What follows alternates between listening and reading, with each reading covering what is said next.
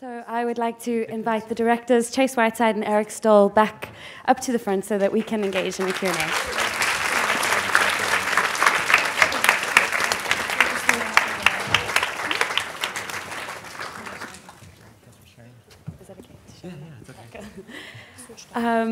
So thank you for a really wonderfully sensitive and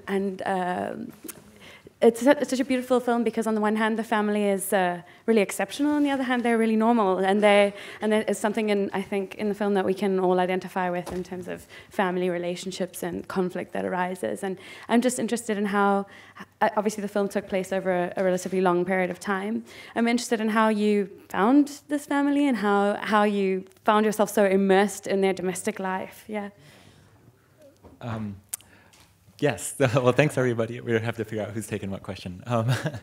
Yeah, so Chase and I about 4 years ago were working and living in Puerto Vallarta, where the film begins, developing a film around tourism, borders, some ideas there, and we met Diego. We actually met him at a birthday party of a friend.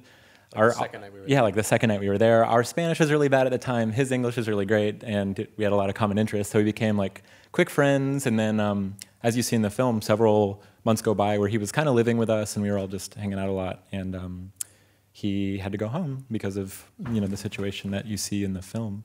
And so we kind of decided to follow him and see what was going on there. And pretty much as soon as we met América and saw them together, it was an easy choice to leave the other film behind and recommit or commit to that story.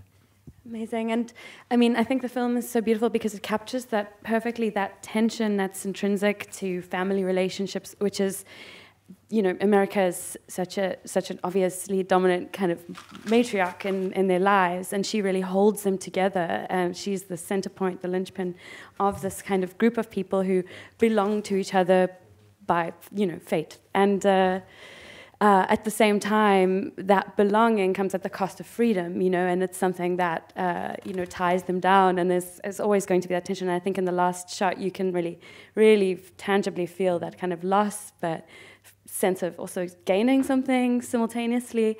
I just wonder if you could speak a little bit about that. Yeah, great question. That is a great question. I mean, I think initially what was so inspiring to us was just seeing this group of brothers coming together, which if you have siblings, you know how difficult it is to kind of come together and do anything, to be caretakers for their grandmother. And obviously it was tough. And it's funny, the freedom question, I don't think all of our characters quite see it the same way. I think Diego and Bruno, especially Diego, would say it didn't impede on our freedom. It gave us a new kind of outlook on life, a new purpose. Whereas Rodrigo and Christina, obviously, that's not what they had signed up for with their lives, not what they were doing, and they definitely did find it to be very restricting. Mm. And that final shot, it's true. It's that you really do see kind of written on their faces that confluence of emotions of is it sad, but is it also this kind of exhale after this enormous adventure and what's next, and yeah. And also, obviously, do you want to say some more? Yeah. Obviously, also there, I think there's a really interesting sort of comment also on physicality as well. They're such incredibly strong physical people as young people, and America's just, she's old and she no longer has that sort of ability to move in the same way as they do. And I particularly liked the shot where she's in the wheelchair and they're on bicycles and the unicycle, and there's this. Yeah, and there's this, movement and her lack of freedom and their freedom physically, and that kind of, do they see their future in that, or is there a kind of, I thought that was an interesting theme within. Yeah. It's bodies is something we kept coming back to and focusing on, especially in the edit, because the contrast between they're like artists of the body, right? They're circus performers. They're extremely fit. You see them doing push-ups and working out. They were working out all the time. We could have made a film of just a workout film starring the. And you can see also though that they tried to kind of bring that philosophy to America's caretaking when they were trying to walk her in the park, and she did get better. And if a really careful eye could see in the film her thighs and she actually got physically better. Yeah.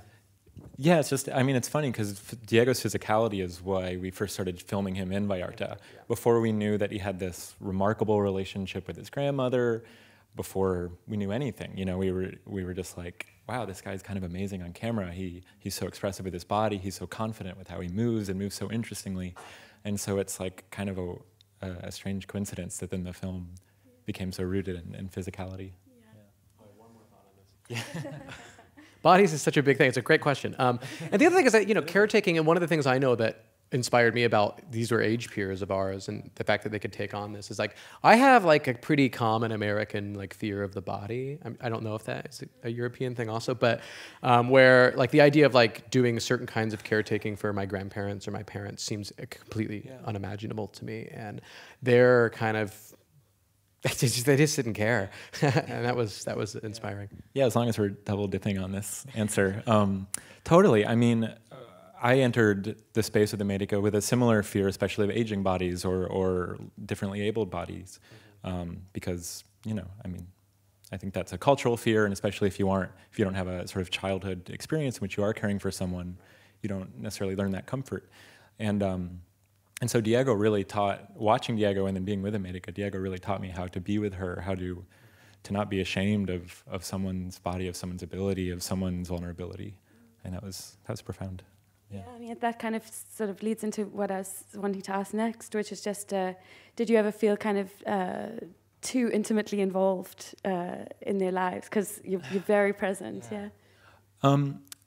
Not so much while what you really see in the film is going on. It's kind of in that, you see the 2 years later like card, it's kind of what happened in between there, in which I'm not going to go into details because it's not that relevant, but they remained in conflict. You know, Diego and Bruno were constantly looking for a stable household for América because, you know, I mean, taking care of her was full-time work, so they couldn't really work and care for her at the same time. So they always needed to find housing for the three of them.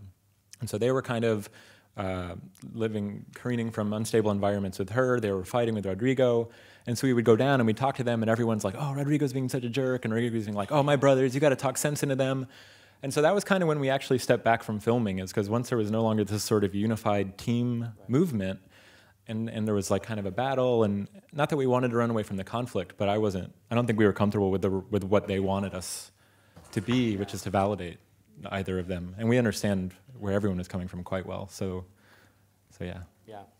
And it's because, you know, a lot of them wanted to use the film as like a way to kind of have power in the situation. It was, I think, really surprising and pleasing to us that when we did show each of them the film and they're still fighting, both sides thought it totally validated their point of view. So, well, we can open up to the audience for some questions. So we can go right to the back, and I can see two at the back. So we'll do that one and then that one.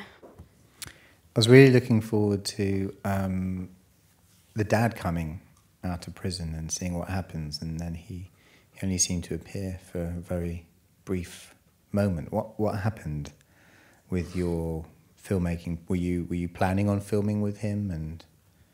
And you know, I mean, we made this film in a pretty weird way. We didn't like really have funding or support, a whole lot of infrastructure. There was no one making us be disciplined about what we were doing.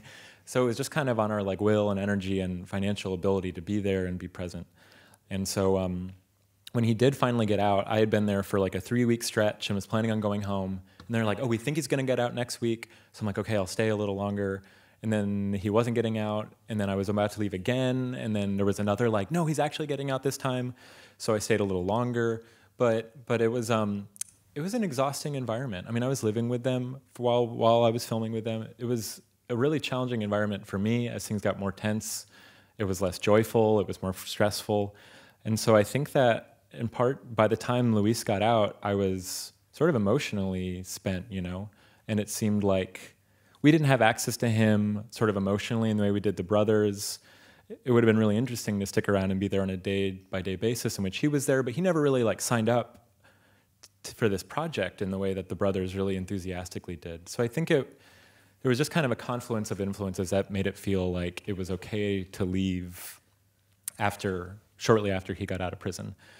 It became a very big storytelling challenge of how to like communicate what happened, and so I kind of wish we had, but I think it's worth noting, though, that we actually filmed for quite some time after that final scene.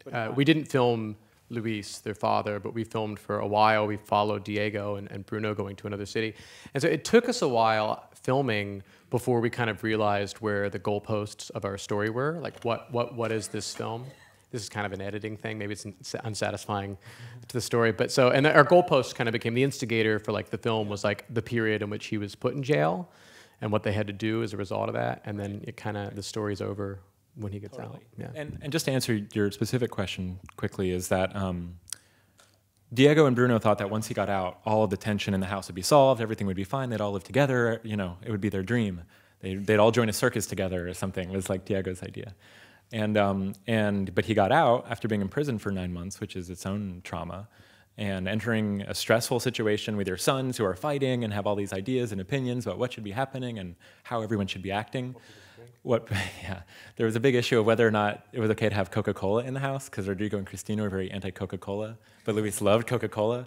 So I think he like got out of that, moved into this house after getting out of jail, and after a few weeks was like, I don't want to live in this situation.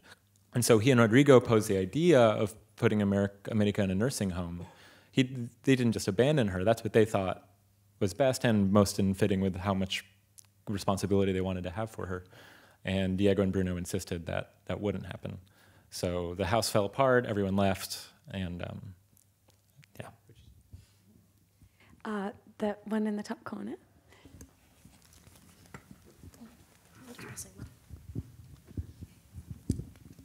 Hello. So when I was watching the film, there were times that I felt like I was watching something fictional. I think it was not from the story side, but the cinematography is so beautiful, and there were shots where it's so well framed, and like when they were having, at the dining table, was that something that you planned? Was one of your intentions to make it like fictionalize it, or was it just a style? I mean, we wanted to make we want to make a beautiful film, right? And we're interested in craft and cinema and sort of cinema magic, but I think we have kind of like we were sort of trained in like this like traditional like verite filmmaking practice, and so we kind of get like bristle when people are like, oh, is it fictional? It's so fictional, or like, and a lot of people being like, well, there's no difference, because this practice was observational, and I mean, it's complicated, but I was living there, I wasn't planning things. A lot of scenes were static. It was all in the house, and so that made it both very practical to shoot on a tripod and set up frames and get really familiar with spaces and how it was nice to shoot them. And then, but I also think, like, coming back to the physicality, we were so interested in their bodies and how people were communicating with their bodies. And so we didn't want a bunch of kind of like handheld shots of people's faces cutting back and forth. We wanted to see like people's bodies and how they were moving when they were interacting and what was being communicated between their bodies. I think like the fight between Diego and Bruno, it's a shame, I think, if you don't speak Spanish, having to watch a subtitled version, because actually it's like their faces and their bodies are like so funny in that scene and communicate so much more than their like crazy fight. Yeah. So I think there was an interest in just being able to see bodies and watch them slowly and long and sit in silence and space in the film. And maybe you have an answer. Yeah, just an extension on that was like we got in the habit pretty early on of like setting the camera somewhere, framing it as beautifully as we could, and kind of letting it play out, because it wasn't like we were following like a spelling bee or something where you kind of have to run around and do it. These were highly repetitious tasks. It's in a 74 or 5-minute film, you only get to see your character use the restroom a couple times, but that happened all the time, and so it gave us the opportunity to kind of think about how we wanted to film it. And then the only final thing I'll say on this is in the editing, when we kind of like had all of this footage, which was how much footage? 300 hours? A lot. What we did to decide, well, what do we work with, is we went through everything and said, what is a full scene? So not one of those kind of like montage-y scenes. It's like a little music in a moment, and then it kind of moves on. But like, what can we edit from beginning to end as a whole scene? And we kind of took all of those and we're like, okay, what is a film and what do we need to add to pull it together? So thank you. Actually, it's a compliment. Yeah, so. Thank you. Thanks very much. We'll go here and then we'll go there. So we'll start down here. Thank you for your film. I'm just wondering, you spoke about how you learned a lot from the family about getting used to, bodies, aging bodies, things like that. I'm wondering how it felt for, I've forgotten her name now, America, how she felt. Like, did they have to constantly remind her who you were, why you were recording? Was she comfortable with you away? Like, yeah, no, I mean, so you see, obviously, the first scene with her is this kind of, she notices us and is like, what are they doing? And Diego explains it, and she's just kind of amused. That was a common recurrence, and we actually we wanted to include a few more of them in the film to be a little transparent about that. But story first, and no, there's a couple times. In general, I mean, we didn't film that much when she was sort of upset or having bad days. Because the presence of the camera was clearly causing her kind of additional sort of stress or psychic pain, and we didn't want to put her through that. It was also not really the point of the film for us, and so I think that as with Diego, you just try to be intuitive to her, to her state, to her comments. But yeah, it was something that we had to explain over and over and over, which obviously complicates sort of traditional ideas of consent in certain ways, and someone's ability to consent to a long time project forever. For her, it was ever renewing. Yeah, for her, it was an ever renewing consent in a way. And most of the time, it looked like what you saw on screen. She's like, "Oh, wonderful," So. So let's go to this question over there.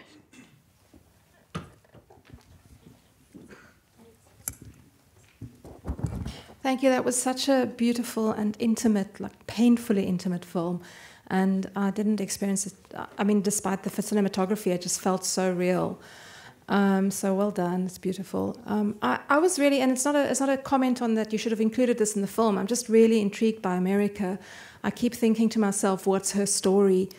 And how there were these moments where traces of her personality comes through quite clearly. There's this humor and there's this eccentricity, and she's interesting, and she's interesting to me. And I was wondering how much you found out about who she was, because I keep thinking here's this dynamic, interesting family. These boys are creative, and that must have come from somewhere. And who was this person that is now living in this shadow world? I'll say a couple things. I'll let you kind of go back on her story. When people have dementia, they adopt different strategies to to misdirect, so you don't really notice, and you can see that in the film when she's like, Christine, you tell me and I'll tell you if I know, your name, things like that. Well, you get the sense that América had such a big social personality that she was just like super equipped to do this. So she's constantly funny, constantly telling jokes, and so I don't think that's something that would be true for. Of course, it's not true for everyone who's got dementia. So in some ways, she is. When Diego says you're a star, he's not kidding. She's got like a star's personality. And she's from Mexico City. Yeah. I wish Diego was here. Actually, he could go in a little more detail of biography. But yeah, I mean, she worked for the government for many years. I don't remember in what department, but in Mexico City, worked for the city or the state, I think, and which is was somewhat unusual at the time. And then also divorced at a fairly early age and was sort of single and mingling much of her life. Had a sexy American boyfriend, as Diego tells me, for some time, and they traveled together. So I think she lived a pretty unique life for a Mexican woman in the mid-century. Yeah. And as to their life and their comedy and their absurdity, I mean, Diego will swear up and down. He's like, my love of absurdity, of comedy, of circus, of laughter, of jokes, of puns. It's like all her. So yeah. I think we have time for one more question, if there's one around. Oh, yes, sorry.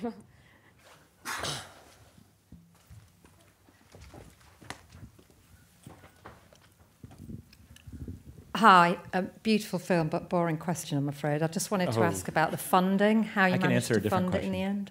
The funding? Well, I'll let you answer, and I'll answer something else really quick. Right. Yeah. Oh, I was just going to say, we didn't raise any real money. So, yeah, and I don't recommend that, because we're still trying to figure out how to pay for certain things to make the film like above board. But It's true. So what happened is a good friend of mine, who's actually my present roommate, like gave us his tax return, and then this is all true. And then a different guy we were working for bought camera equipment that was ostensibly kind of to be used for like things possibly related to work for him, but we used it for the film. Yeah. That's it. Yeah. And this isn't answering your question, but I'm just going to cheat and say that we would be like remiss if it doesn't always come up in Q&As, but I think like something that is so motivating for us in making this film, and maybe it's obvious it doesn't need to be said, is to think about, you know, I mean, so obviously Diego and América have a unique, special relationship, and Bruno eventually as well. And the story foregrounds that and so forth. But I think like what we do hope people think about with this film is, you know, is how we care for people and how we support families caring for one another, kind of like what... How we pay for that. Well, certainly how we pay for that and how we support that through government structures, but then really just sort of like how do we live together? How do we want to live together? I mean, I think Diego grants América this kind of very radical, liberated idea of personhood, right? In which her personhood is absolute. It's not based on, can she take care of herself? Can she feed herself, right? Does she know where she is? It's a very like expansive idea of personhood. And I think that, you know, within sort of a human rights context and so forth, like you have to be a person to be extended rights, to be seen as being worthy of time and investment and care. And so I think that's something that's just important for us. So thanks everybody so much. Thank you.